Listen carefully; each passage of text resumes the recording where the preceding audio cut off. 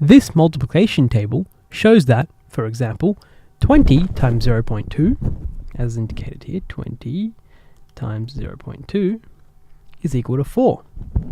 Some of the table entries are missing, as you can see here. Using the number pattern shown in the table, 0.2 times 0.2 is equal to what? So what we're trying to find out is what belongs in this square here. So, let's see.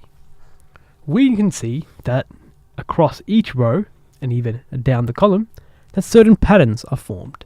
Let's start by going across the row. We have 400, 40, 4, 0.4.